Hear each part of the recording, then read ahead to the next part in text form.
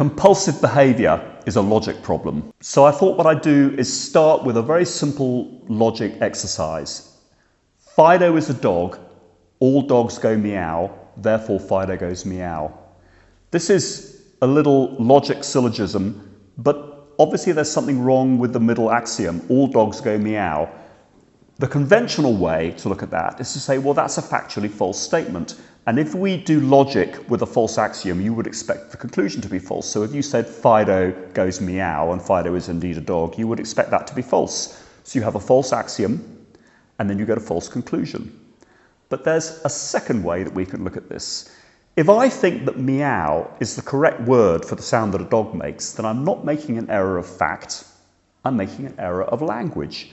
So if we're doing logic and we've got an error of language, you would expect that error of language to flow through to the conclusion. So if I say Fido goes meow, when I think that meow is the correct word for the sound that a dog makes, then we've got an error of language in the conclusion. If we're looking at how a human calculates an action, we're not interested in the relationship between factual statements. We're interested in the relationship between objectives, intentions, urges, actions. But I can take the Fido example and I can translate it into that environment. So I could say, I want to be happy. Happiness is caused by chewing razor blades. Therefore, I will chew razor blades. So what this whole project is about is trying to explain the relationship between emotions as they are and emotions as they seem to be. And I'm trying to segment that difference in a systematic way, so that we can explain why it is that all humans misunderstand their emotional states. Generally then, I'm going to avoid using real emotions as examples, because whenever I do that, I have to assume that either you or maybe even me are misunderstanding that emotional state, and therefore using real emotions as examples is just it doesn't get me where I want to be. When I say happiness is caused by chewing razor blades, I'm using an intentionally absurd example because I'm assuming that everyone's going to misunderstand that that's incorrect. But let's just take that statement. So the statement, all dogs go meow, had two possible interpretations. This also has two possible interpretations. One is to look at it this way. Happiness is caused by something. Is that thing chewing razor blades? No, it isn't. That would be an error of causality. I'm making a mistake about understanding the cause of an emotional state. The other way to interpret it is, when I chew razor blades, I have a feeling. What is this feeling? Is this feeling happiness? No, it isn't.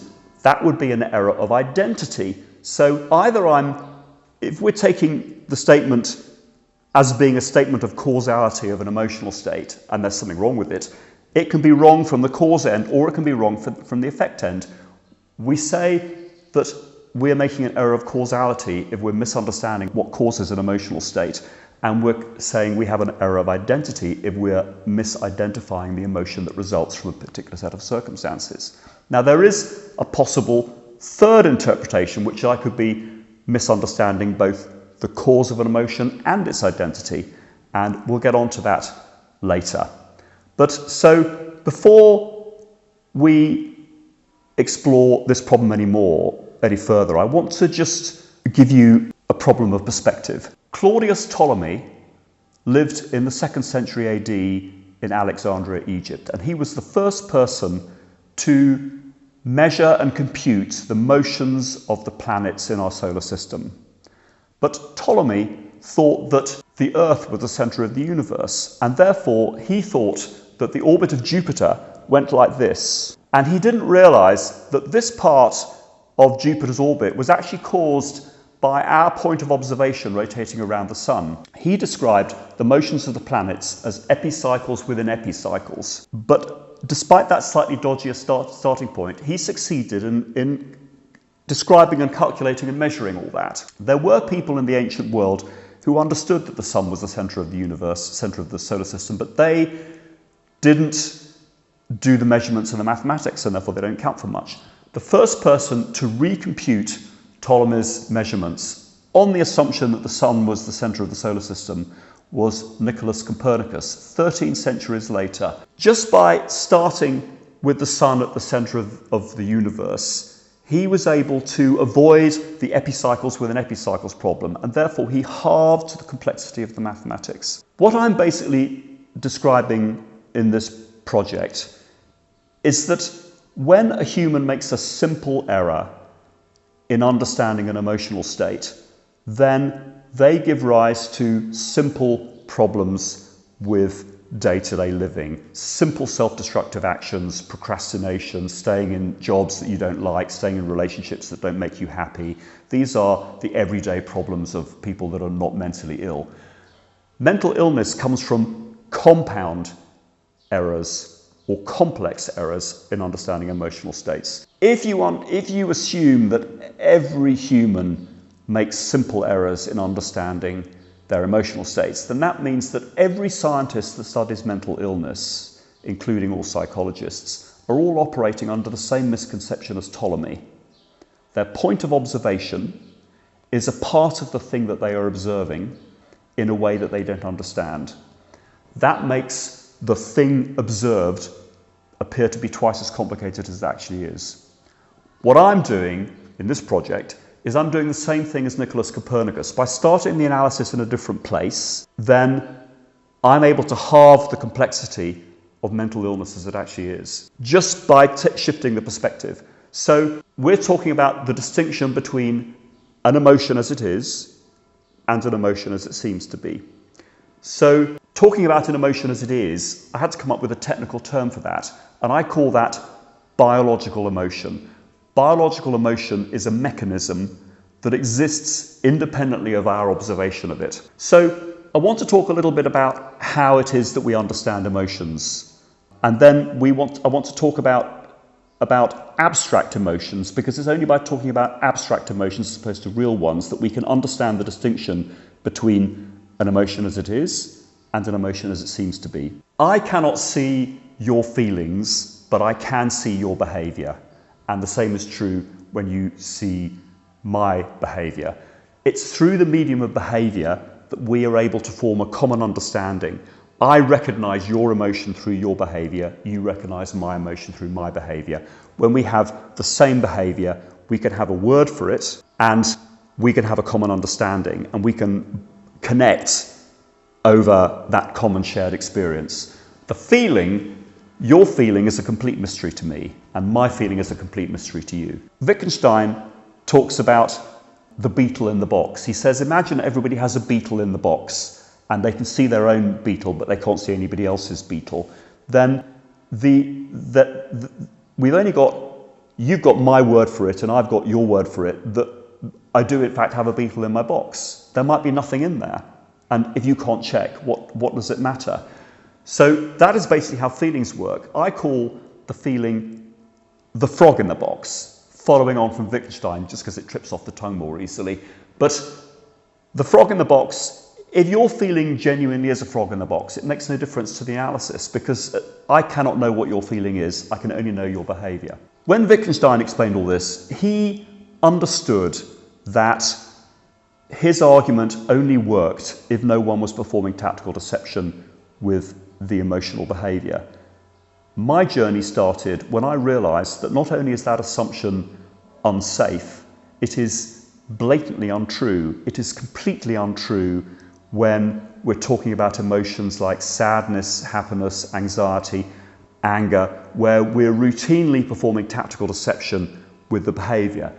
If our ability to understand emotions comes from the connection between your behaviour and my behaviour, then if one of us or both of us is performing tactical deception, then that understanding becomes corrupt. My journey began with a sequence of thought experiments examining how that corruption occurs and how it causes us to completely misunderstand how our emotions arise. So if we're looking at tactical deception with emotional behaviour, there are really only two things that we can look at. We've got affectation, which means the pretense of behaviour, and then we've got suppression, which means the concealment of emotional behaviour. So the thing about historic behaviour is it doesn't leave a fossil record. So then we're dependent upon reading ancient writings to try and understand how tactical deception worked in previous time. The lady doth protest too much, methinks. This is a line from Shakespeare's Hamlet, written in 1603, and that is actually one of the earliest examples in English that I found of a reference to the clear tactical deception with emotional behaviour. But there's a much earlier example which comes from the Analects of Confucius. The forms of mourning observed without grief, this I cannot bear to see.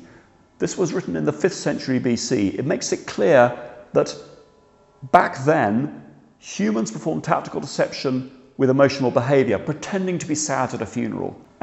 But the fact that Confucius is writing it in a book means that he assumes that people are understanding that. So not only do we know that people did it, but that we know that they understood that they did it. So it was a genuine tactical deception. There's another very interesting thing. Jean-Jacques Rousseau, in The Discourse on the Origin of Inequality in the 18th century, says that it is reason which makes a person pretend with their behaviour. Let's talk briefly about the suppression of behaviour. Adolf Hitler had a brutal father who used to whip him, and Adolf Hitler, in adolescence, decided to just stop reacting when his father whipped him. And so there's a quotation of Adolf Hitler which appears in one of his biographies. So we've got affectation of behaviour and suppression of behaviour. And what I want to do now is talk about how this changes the way we understand an emotional state. If I'm performing emotional behaviour naturally, we can say that that is caused by the biological trigger. So if a lion chases me, then that is the biological trigger for the emotion of fear, and the running away is the response. But if I'm pretending an emotional state, I'm doing so because I'm trying to achieve something. And that means there's a specific set of circumstances in which I'm going to do that pretense. So the natural emotional behaviour, we can say it's caused by the biological stimulus, and the affected emotional behaviour, we can say is caused by the affectation stimulus. Now, you are probably thinking that when you see my emotional behaviour, you can examine the space around me and you can see what stimuli are present or not present, and you will be able to tell whether I'm behaving naturally because of the presence of a biological stimulus or I'm behaving artificially because of the presence of an affectation stimulus. But the thing is, that belief of yours is an illusion. Because if you and I are members of the same family, the same socioeconomic group, we go to the same church, we're members of the same street gang, we work for the same company, we are members of the same fancy country club, we come from the same culture, we went to the same school, or any combination of those things, then there will be a degree of correlation between your affectation stimuli and my affectation stimuli. And therefore, when I'm affecting an emotional behaviour, that may well appear entirely natural to you. Or you may know people like me and you just think, well, that's how people like that behave. So the thing about the affectation of behaviour is that over time it becomes habitual, and it can become like a meme in a society.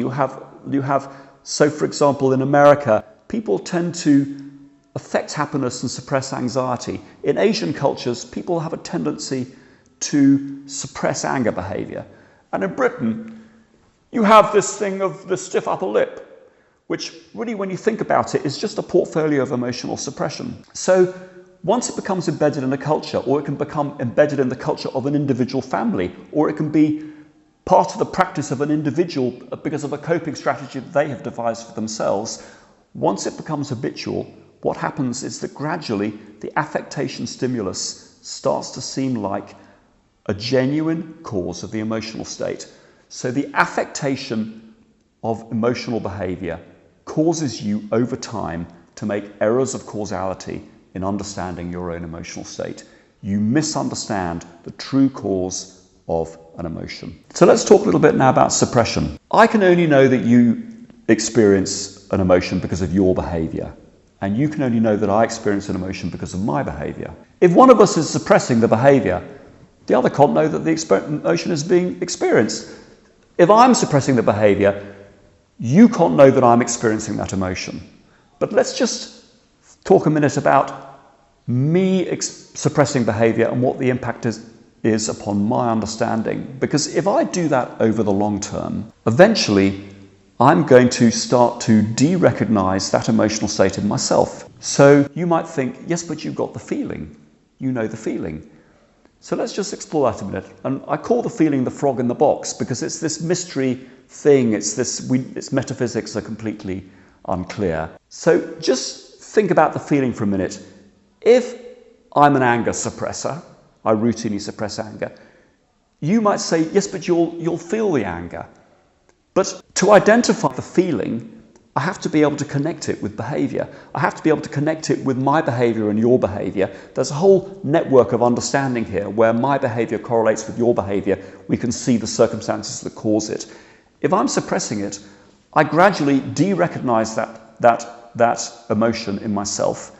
And then the feeling just becomes this thing where I can't attach it to anything. If there's no behaviour, it's not possible for me to use it as an identifier unless we're making some very questionable assumptions about my ability to remember it over a very, very long time. Remember, if I'm an anger suppressor, I might have done it since childhood. So the suppression of emotional behaviour gives rise to problems of identifying emotional states. But if I can't identify an emotional state, then the frog in the box is still there.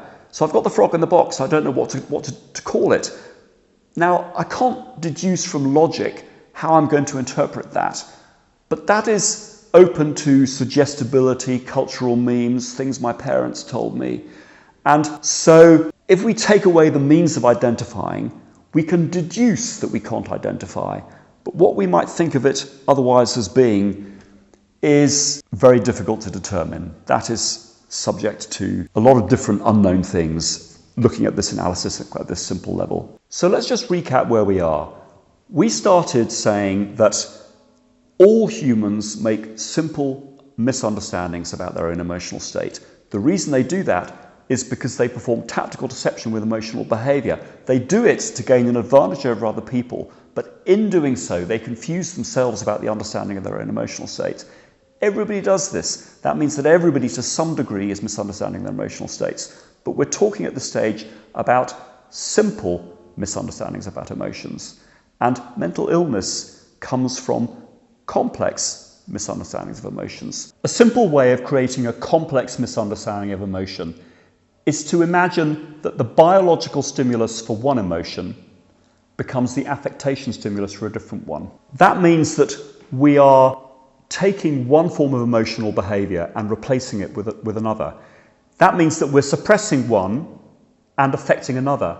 So if we've got both suppression and affectation, we should expect to have both an error of causality and an error of identity at the same time. But before we explore that, I want to just make one other important distinction about emotions. There are some emotions that cause an action, and there are others that prevent an action. I call an emotion that causes an action a driver, and an emotion that inhibits an action I call an inhibitor. So I just want to make a couple of examples. When we talk about fear, we talk about it as if it's just one emotion, but to me, it's two. And those two emotions have different biological stimuli. So if I see a predator, and I know that the predator is aware of my presence, then the correct response is to run away. That's fear, the driver. If I can see the predator, but I can tell that the predator is unaware of my presence, then the correct response is to freeze. That's fear, the inhibitor. So from my perspective, that's two entirely separate emotions. There's another very important one that I want to describe, and that's the distinction between shame and guilt. In common parlance, a lot of people will use those words as if they mean the same thing. But to me, I use them in a very strictly distinct fashion. There are two sides to the morality coin. We have to not do antisocial actions, and we must do onerous obligations. So the law recognises this distinction because criminal law is mostly about people who did things they shouldn't have done. And the law of tort or negligence is concerned with people who didn't do things they should have done. Shame is an inhibitor of antisocial actions, and guilt is a driver of onerous obligations. If we look at a troop of chimpanzees, then stealing food is an antisocial action. grooming fleas is an onerous obligation. If a chimpanzee troop can regulate both those activities, we can be fairly sure that shame and guilt, as I've described them, both function in a chimpanzee. This distinction is really important because when we have inhibiting emotions in mental illness, they're quite likely to be shame. Not necessarily, but quite likely to be. So it's very important to keep that distinction in mind. So let's get back to our problem we were exploring. The biological stimulus of one emotion becomes the affectation stimulus of another. I want us to imagine that the biological stimulus for a driver becomes the affectation stimulus either for another driver or for an inhibitor. So let's just look at the latter case for a moment. The biological stimulus for a driving emotion becomes an affectation stimulus for shame, let's say. Emotions are mechanisms for addressing biological need. So an emotion arises because something needs to be attended to that will enhance biological fitness. So that means that when they're properly attended to, then the biological stimulus goes away. So generally speaking, an emotion will cause the action that will make the biological stimulus go away. If I'm hungry, it makes me eat. Eating makes hunger go away. If I'm frightened, I run away. That means that I'm no longer frightened if I escape. If the driver has become the affectation stimulus for shame, then I believe that I'm experiencing shame, and that is an inhibitor. That will stop me doing whatever the driving emotion is supposed to do. And that means that the biological emotion doesn't get switched off. Because the biological emotion doesn't get switched off, that means that the affected emotion, which is a belief in emotion, becomes a permanent state. So the shame becomes permanent. And this is what I call an anti-compulsion. It's a compulsion not to do something. I want to explain anorexia nervosa, what I would call an anti-compulsion with respect to eating. So if a person needs to diet or wants to diet, they can regulate that by affecting shame whenever they want to eat. They're shaming themselves into not eating. That means that the biological stimulus for eating becomes the affectation stimulus for shame. Over time, that becomes habitual. So whenever they affect shame, then they believe that is what they're experiencing. The identity of hunger disappears because they are replacing that emotion with a different one.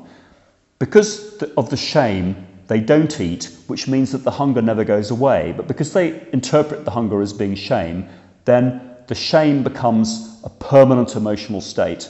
So then they're caught in a trap, what I call an anti-compulsion. Because the shame never goes away, we can call it a perpetual urge.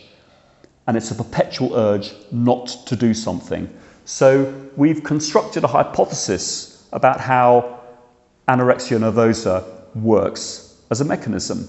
But there's another thing about it, is that we've also described how one of the main secondary symptoms of anorexia nervosa arises. That people with anorexia nervosa are described as having low self-esteem. And that can mean many things. It's very difficult. I'm sure that there are multiple different things that could be. But here we've got a situation where a person has a permanent belief that they experience shame. That has to manifest itself as low self-esteem.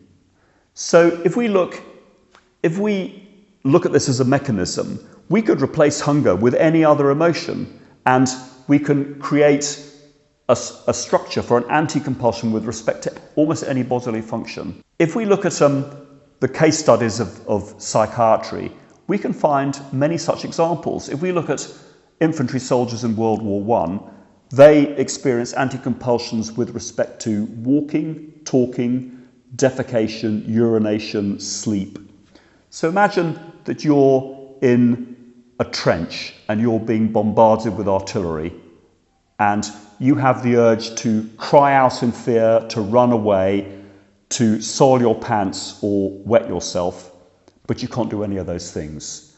You have to regulate your desire to do those things, and you do that by affecting shame as a coping strategy. You're using shame as a way of stopping you soiling your pants. And over time, that becomes habitual. So then the urge to soil your pants triggers shame, which stops you soiling your pants. And then the urge to soil your pants gets stronger and stronger, but that gets reinterpreted as shame. So you end up in a cycle where you have a perpetual sense of shame and an inability to fulfill the function that the biological emotion is trying to drive. This is what I call an anti-compulsion. It's just a logic mechanism that's caused by a biological stimulus for one emotion becoming the affectation stimulus for another. If we replace shame with the driving emotion, we simply get a compulsion to perform an action. We've got a compulsion to perform an action or a compulsion to not perform an action. Compulsion and anti-compulsion. That's a very simple introduction into how we can use dysfunctional concepts of emotion, which are derived, to give rise to logical analyses of the causes of mental disorders. So that's all I want to say for the time being. But remember that a human is just a computational device and an emotion is a math function.